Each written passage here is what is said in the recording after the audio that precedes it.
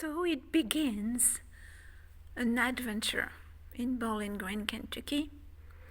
People are going to come to the workshop and follow the path. They're going to have some storytelling already. There are things to do, learn. We're going to do an introduction. This is the inspiration room.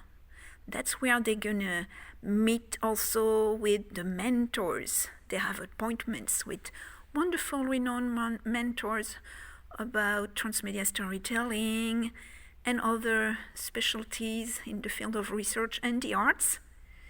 And then they have their own room, the working room.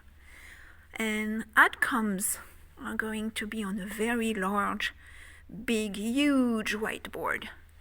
We also have some spaces on site and online. And basically, we don't know what will happen, okay? Because that is open innovation. Innovation, you don't know what will happen.